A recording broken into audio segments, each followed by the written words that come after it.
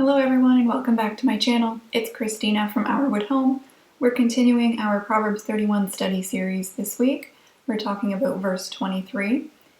I think it's a pretty interesting verse and I hope that you find it interesting as well. So let's go ahead and read that together. Her husband is known in the gates when he sits among the elders of the land. Before we analyze this verse's deeper meaning, let's go over what the term gate means here. Through some research, I learned it's not a gate like you'd find along a farm fence. Gates in biblical days were entrances into the walled cities. There was usually an outer gate, a corridor into the city, and then an inner gate. This system was meant to serve as protection from invaders. It was also a great place of central activity for residents and visitors of the city. This is where people met to conduct business transactions, where court was held, where public announcements were made, and so on. So the Proverbs 31 woman's husband is well known in this busy area of the city, and I'm going to go so far as to say that his wife is partly responsible. Let me explain this a bit. Because of her capability to run their home, her husband is free of stress and is able to do his part in public life. If their home environment was stressful, he may be known in the gates for different reasons, such as being short with people, having a temper, etc. Let's take a look further back in Proverbs. Chapter 12, verse 4 says, "An excellent wife is the crown of her husband, but she who shames him is like rottenness in his bones." Personally, I would rather be compared to a crown than rottenness, wouldn't you? Now, it would be prideful for a wife to think she is solely responsible for her husband's reputation, but I believe that she definitely plays a part. The Proverbs 31 woman is excellent, as described in verse 10, trustworthy, from verse 11, respectful, verse 12, hardworking, verses 13 to 15 and 17.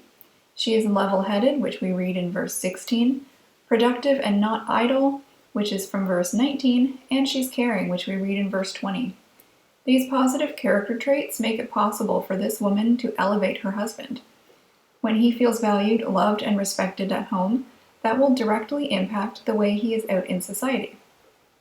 I know that may sound trivial, but trust me on this, it's something I've witnessed personally.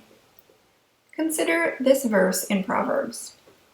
"It is better to live in a corner of a roof than in a house shared with a contentious woman."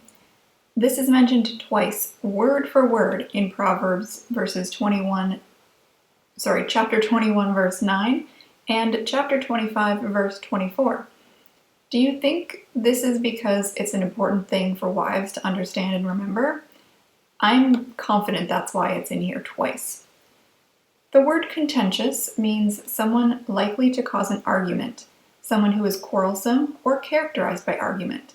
Personally, I don't ever want to be known as a woman who causes arguments, especially within my home. Do we read anything in Proverbs 31 about being argumentative? The woman described for us here is not a pushover, but she does respect her husband and does him good, which we read in verse 12.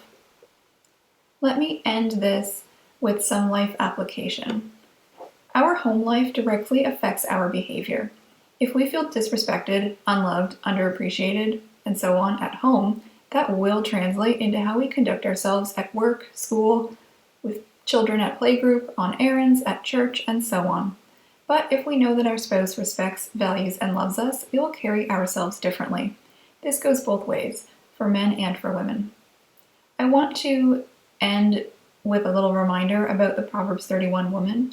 Something I see often is people saying, well, we don't have to follow those verses because this woman is just impossible to live up to anyways. She does so much. She's so busy.